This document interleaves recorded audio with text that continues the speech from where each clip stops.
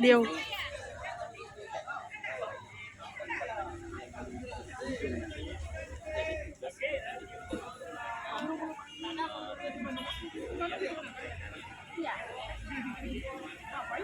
Ngapain aku di sini? Kamu tahu apa sih?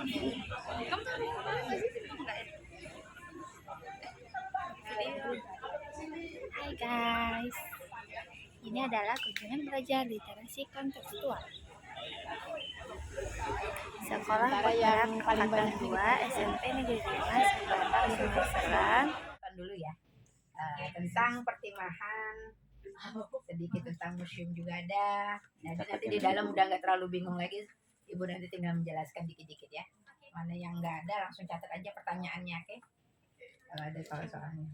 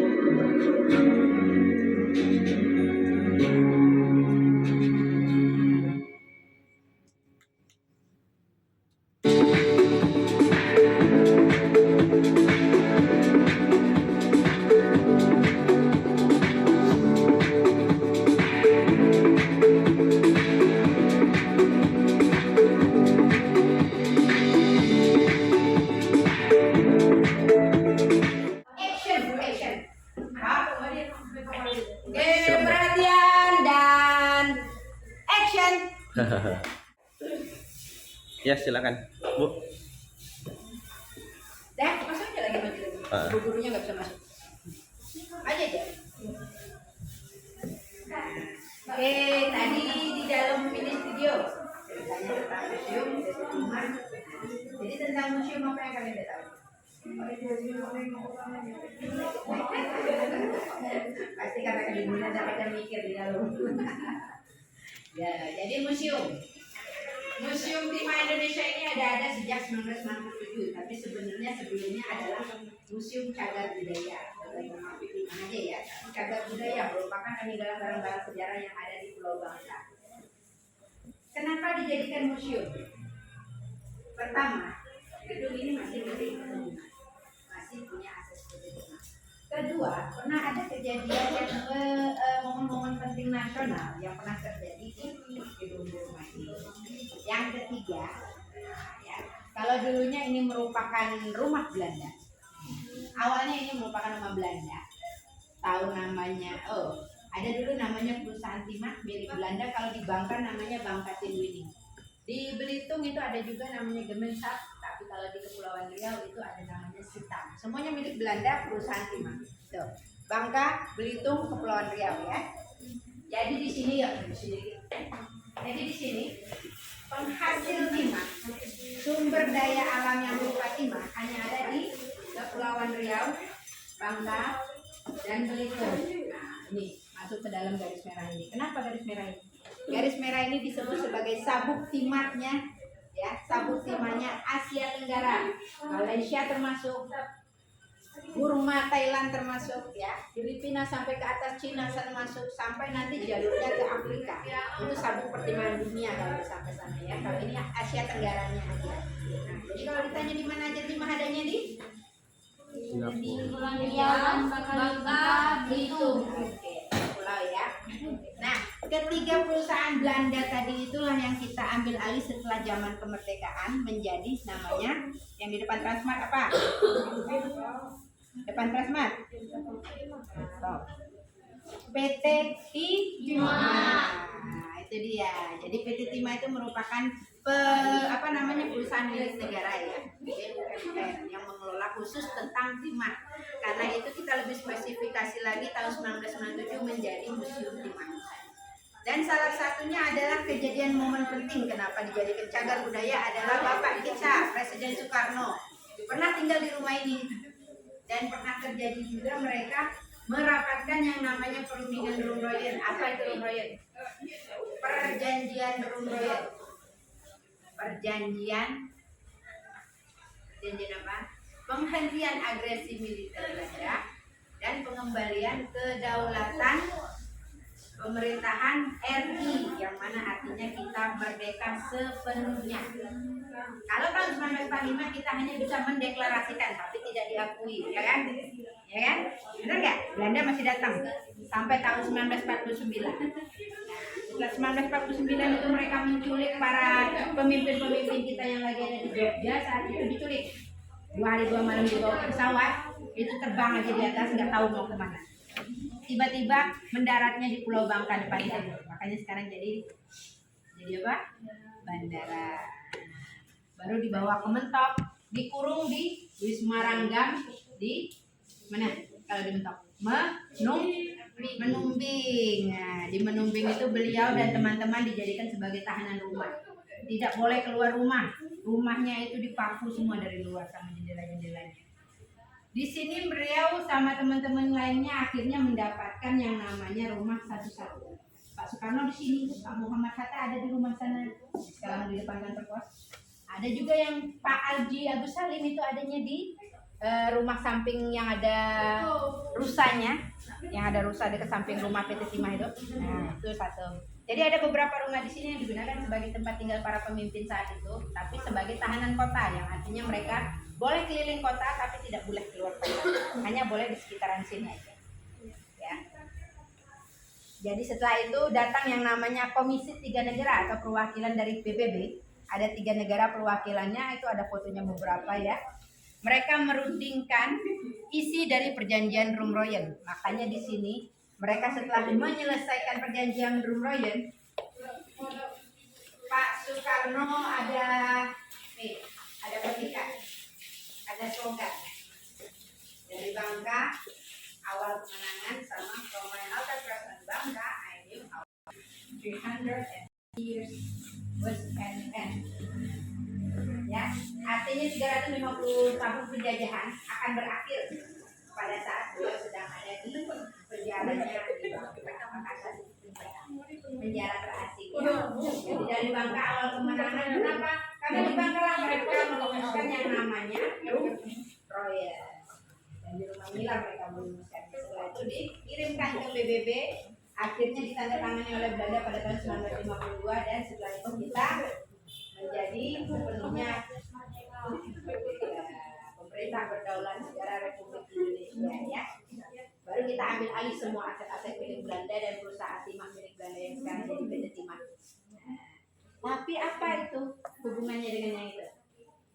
Apa hubungannya? Itu bukan karena ada timahnya, ya, bukan. Itu apa namanya? Prasasti apa? Prasasti Kota Kapur, salah satu yang ditemukan di Desa Penagan, Dusun Kota Kapur, Desa Penagan, Sungai Selan. Ya, kenapa pentingnya prasasti ini? Karena di prasasti itu kalau di terjemahannya kalian bisa lihat, ini merupakan peninggalan raja pertama Sriwijaya. Siapa? Bala Putra Dewa. Nah, jadi dulu raja pertama hidupnya tahun abad ke-7, itu ditulisnya 686 ya. Itu tahun eksisnya kerajaan Sriwijaya yang pertama.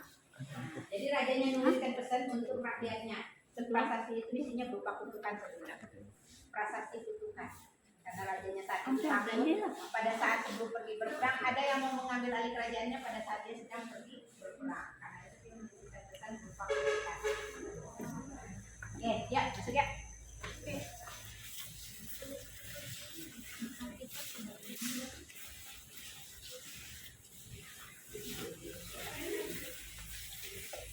Nah, kalau di sini fase-fase penambangan ya.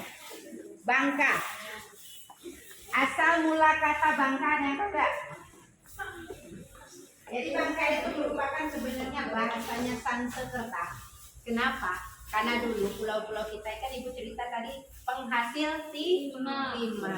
Banyak sekali termasuk kerajaan Sriwijaya mulai menjual timah ke pedagang-pedagang kayak dari India, Arab, Cina ya, sama Portugis juga. Tahu nggak di mana mereka berdagangnya? Pelabuhan Mentok. Kenapa? Karena dulu kerajaan Sriwijaya sebenarnya merupakan kerajaan dari Palembang. Jadi makanya dari dulu kita tuh sebenarnya sebut jadi provinsi merupakan bagian dari Sumatera Selatan. Bangka itu dianggapnya punya Palembang. Sejak zaman dulu ya. Jadi mereka banyak menjual timah di perdagangannya, terutama itu pintu perdagangan ada di Pelabuhan Mentok. Jadi Pulau Bangka, para pedagang-pedagang itu menyebutkan pulau ini sebagai Pulau Timah. Dalam bahasa Sanskerta, Timah itu panca. Tapi dengan adanya semacam aksen logat penyebutan, akhirnya kita menyebutnya Bangka. Kalau orang Eropa nyebutnya Pangga. Tapi kalau orang Cina nyebutnya Wangka. Nah, kalau kita orang Melayu baru nyebutnya Bangka. Tidak banyak. Kan? Jadi sejak zaman dulu itu orang udah nambang timah, udah banyak pemakaian timah. Peralatannya kalau zaman dulu teknologi kita itu belum maju ya, masih peralatan manual.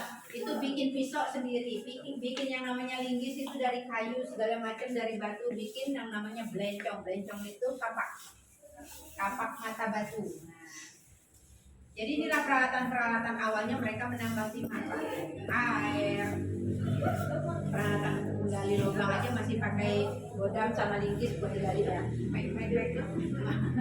Belum ada cangkul. Nah, jadi dengan adanya perkembangan zaman mereka mulai mengenal yang namanya logam. Nah, ini awalnya logam besi ya. Mereka baru mulai mengenal logam besi, mereka bikin peralatan-peralatan yang lebih memudahkan dalam pengendaliannya. Nah, jadi ilustrasinya seperti ini perbedaannya. Kalau zaman awal seperti itu pakai alat-alatnya seperti ini ilustrasinya ya. Tapi begitu mereka sudah mulai mengenal logam, semakin meluas, besar dan dalam tambangnya. Kalau dulu kan tambangnya cuma gini, nah, tinggal dicuci. Setelah itu galinya udah sampai sebesar-besar itu, ya kan? Nah, dengan adanya peralatan dari logam besi, batu pun bisa hancur kan? Lebih mudah untuk gali ya. Nah, tapi pada saat zaman yang namanya Belanda, itu mengembangkan teknologinya menjadi yang kita sebut dengan Bangkabor. Bangkabor, kayak gitu kerjaan. Jadi kayak orang ngebor mata air tuh main tusuk, goyang-goyang tusuk, goyang-goyang, tapi itu dalam skala besarnya. Peralatannya lebih besar, jadi butuh banyak manusia untuk menggerakkannya. Nah, yang di atas itu kan injek-injeknya, nanti di tengah-tengah keluar dari sampul sampai di mana. Ada centong juga panjang rajut, nah bahasanya memang rajut ya. Nah dari situlah setelah perkembangan zaman ada yang namanya tahun 1910 di mana mereka mulai menggunakan yang namanya mesin.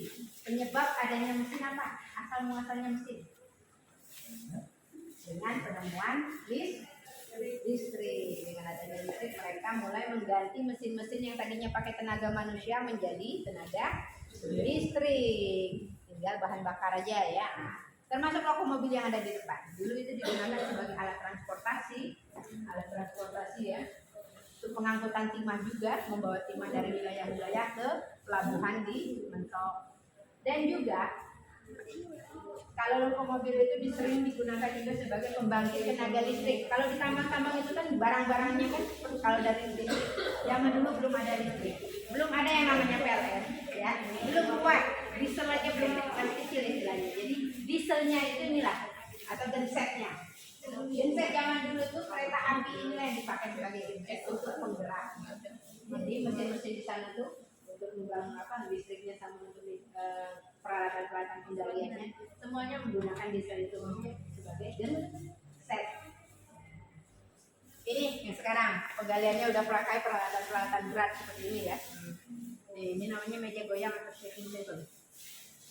Kayak kalau kalian nanya, nah inilah dari timah, dari yang mana sih timahnya berat? Timah itu kan berat. Jadi begitu miring kayak gini, timah tetap ada di sini nyangkut. Tapi pasir-pasir dan lain-lainnya ngikut air jatuh ke bawah. Nah, iya, sambil dicuci sambil dipisahkan. Jadi ini prosesnya nih tambang kolong sampai sekarang. Kalau dulu sistemnya ada kayak gitu ya. Ya. Kalau masih sudah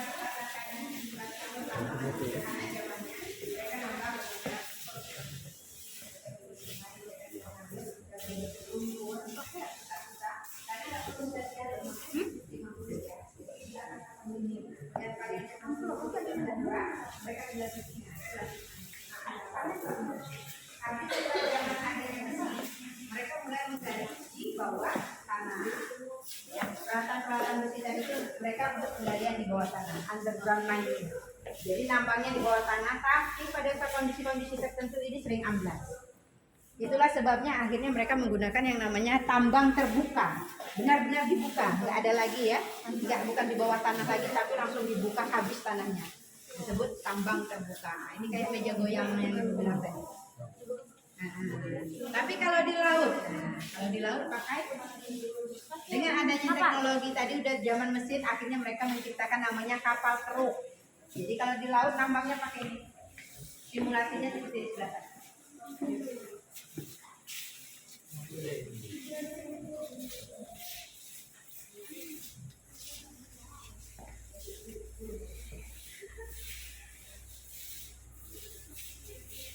Begitu. Jadi yang di depan tadi ada yang warna silver dekat kereta apinya ya, mangkoknya.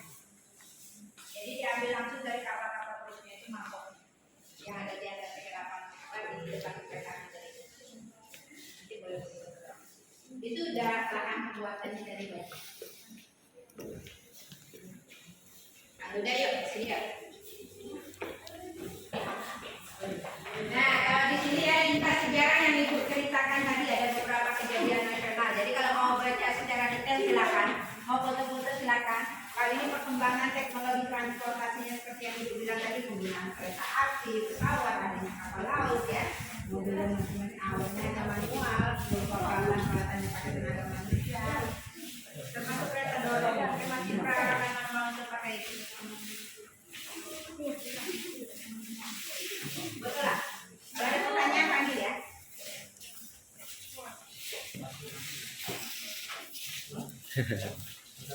Nah, kalau itu nih, apa nih?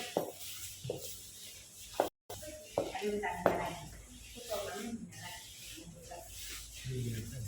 Boleh isi apa ya? Ya. Di depan siapa itu? Boleh tangan diangkat. Ya,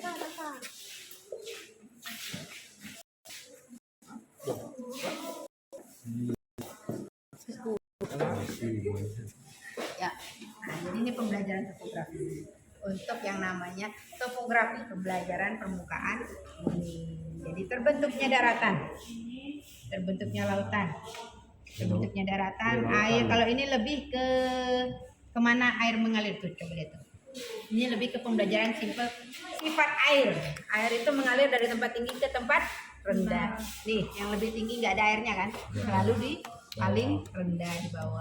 Nah, pada ketinggian tertentu baru muncul yang namanya pulau atau Selatan. Kenapa warnanya semakin tinggi semakin berbeda nih? Warnanya semakin tinggi semakin berbeda. Kenapa? Bisa. Karena kalau di sini air payau ya. Ya kan ini air asin, sini air payau. Tapi semakin ke sana kenapa semakin tinggi semakin apa bedanya gunung sama pantai? Pantai banyak air. Gunung di dataran tinggi dan air di dataran rendah. Itu satu. Lagi perbedaannya Pantai banyak air. di gunung juga banyak airnya. Ya, Tapi gunung banyak tebang. gunung banyak tebang, gunung mana tuh? Ayo, pastilah Ngelimbang Timah. Lebih banyak. Nah, apa bedanya?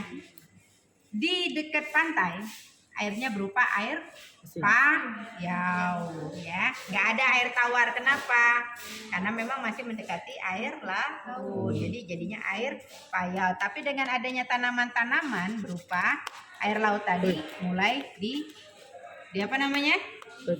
Disaring ya, diproses oleh alam sehingga lama-lama menjadi tawar. Semakin tinggi tempatnya airnya semakin bersih, semakin tawar kan? Bukan air payau lagi kan? Makanya di gunung airnya paling bersih. Kenapa? Karena sudah mengalami proses penyaringan oleh alam di bawah tanah, oleh akar-akar tanaman, batu-batu, ya kan? Dan binatang. Ini bisa berubah warna ini memang dari efek dari lampunya ya? Efeknya, programnya Pak. Jadi berdasarkan elevasi ini tadi kita mengajarnya secara itu. Oh, ini bagus nih untuk pembelajaran Itulah geografi. kenapa kalau di gunung kenapa warnanya gelap, kalau dataran tinggi kenapa? Karena tanaman tumbuh lebih muda. Jadi tanamannya juga lebih banyak ya, jenis varietasnya ya. Nah, Ini kalau wajar bisa kan jadinya buat gelap kan? ini, Ketutup. aliran sungai. Kalau di sungai di pantai hijau kan kelihatannya, kenapa? Karena lapangan terbuka. Tanaman yang ada juga masih tanaman-tanaman payau Berpulau. kan. Nah, Jadi masing-masing tanaman itu ada fungsinya. jadi pulau deh. Nah, jadi pulau deh. Nah, jadi pulau. Jadi daratan yang tadinya ada di bawah laut karena adanya pergerakan perut bumi, patahan-patahan perut bumi dia bergerak, akhirnya ada yang keluar semakin tinggi. Ini apa sih? Bagus nih ini. Nah, Pak. Pembelajaran. Ini yang ungu apa yo? Proses terbentuknya hujan. Apa? Hujan terbentuk di wilayah yang banyak air menguap. Jadi kalau air tidak nguap tidak jadi awan kan? Kalau tidak ada awan tidak jadi hujan kan? Nah, itulah kenapa terbentuk awan nih, awannya ceritanya. Jadi airnya menguap. Kenapa? Karena ini udah perairan terbuka, tidak tertutup, langsung terkena sinar matahari, jadi sering terjadi volume penguapannya itu sangat besar sehingga mudah terjadinya hujan. Itu. Jadi kalau kalian di sungainya tuh di tempat lapangan terbuka cepat hujannya, tapi kalau volume sungai sama volume ladang tandusnya itu lebih besar, ladang tandus susah mau hujan.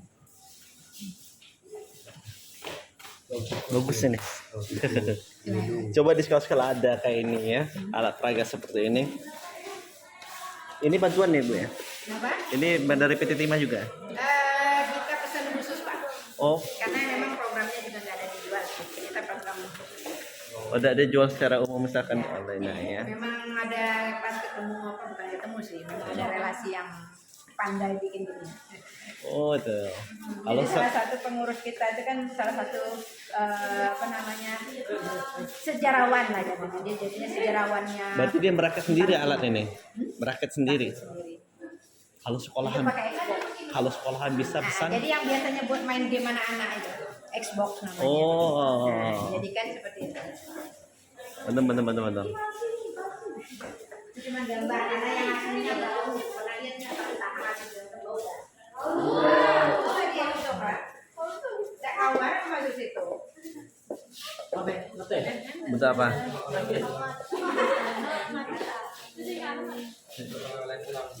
Kayaknya sudah ada perubahan museum ini ya, di bukan hanya Timah kayaknya ya. Ya, renovasi. Renovasi. dua kali sih, Pak. Terus lebih besar nih. Ya, ini yang baru. Ruangan terbaru ini. Oh iya.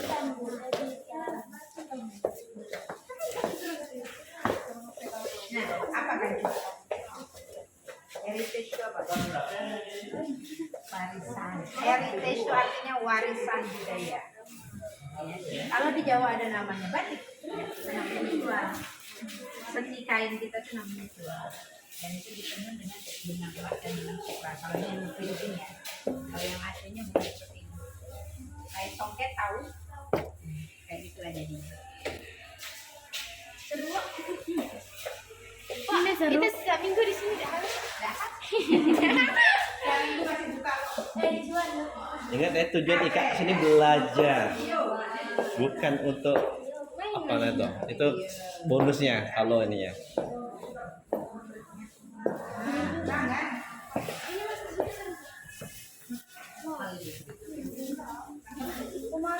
Sakit itu Pak? Hmm? Pak, nanti sakit Pak. Kalau istirahat dulu lah. Mabok dia. Oh mabok, Oh. mabok mobil. Hampir semuanya tadi mabuk. Del. Hampir semuanya mabok. Ada berapa orang Pak? Ada berapa kelas? Jumlah seluruh siswa kami 53 orang. Dari kelas 1 2 3-nya. Yang ini kelas 7. 19 orang kan. Dan Selaw, ngajar. macam-macam lah, banyak ada tantangan semua. Ada yang dari pulau kami tuh. Dari pulau tahun ini 8 orang dari Pulau Nangka. Jadi benar-benar disiapkan juga untuk antar jemput mereka kan. Iya Pak.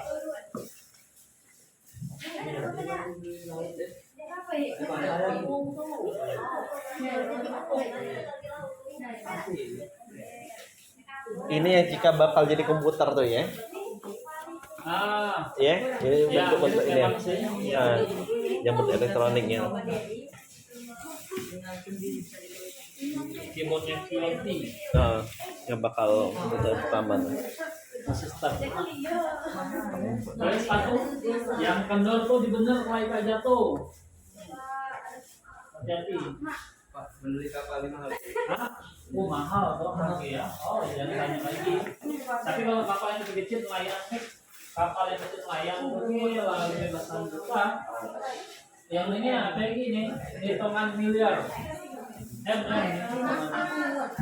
Untuk apa punya kapal macam ini? Kayu itu jadi.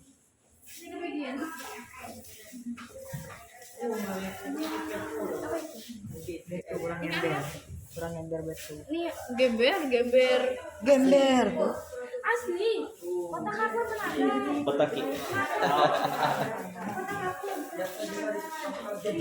Tapi kalau kecil macam ini sih hitungannya 500-an ribuan kalau jual. Tapi sayang nggak jual. Untuk pajangan rumah. Bagus. Ika buat sendiri lah. Jadi prakarya Ika mulai. Bahan-bahan dari ini. Hah? Udah baca ada, cuman pajangan baik aja. Tapi cukup detail orang bikinnya. Kalau bapak sih udah tahu ribet berarti bisa lihat ya.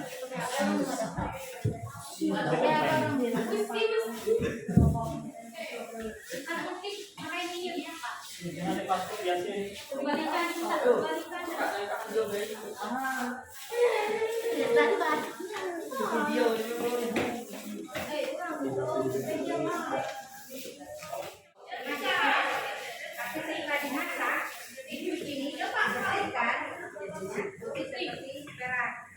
Jadi bukan perak, tapi benar-benar timah. Salah satunya namanya filter. Kalau kerajinan tangannya kita sebut filter. Memangnya 92% kalau yang 99% seperti ini. Semakin murni semakin warnanya bersih ya. Timah sering dipakai untuk pemberat. Oh benar itu timah asli. Cuma dia kecil, ada pemberatnya aja. Nah, timah fungsinya apa? Pemberat kancing. Dah, oke satu. Kedua. Kalau zaman dulu timah itu dipakai sebagai perhiasan, tapi juga untuk diperjualbelikan. Zaman dulu belum ada uang, jadi timah itulah. Timah, emas, perak itu digunakan sebagai mata uang, termasuk dalam bentuk perhiasan. Tapi timah itu aslinya kalau pertama dengan sifat-sifat timah. Kedua, padat. Timah, sifat timah, penghantar listrik. String. Makanya sering dipakai untuk kabel. Oh. Itu lapisan kawat-kawat kabel itu. Nah, itu ada Macam timannya. Terus ada juga yang namanya untuk komponen-komponen HP, ya kan? Kalau di dalam HP itu kalian dulu ingatan di komputer zaman dulu pas kalian bongkar pada yang putih silver ya, kayak besi putih itu yang begini. Nah, itu merupakan timah. Kenapa? Karena untuk menghasilkan listriknya. Tapi kalau merupakan hijau itu kita kan PCB. Jadi komponen-komponen itu terutama itu, jadi itulah fungsi otaknya HP, TV, gitu ya, remote segala macam. Semua wireless kayak gini nih kan ada di. Kalau dari timah itu bisa HP kalian pakai dari timah saya. Karena yang bisa menyatakan itu cuma selain timah sama merah. Itulah. Dan timah. Kali-kali kalian pernah lihatnya kalau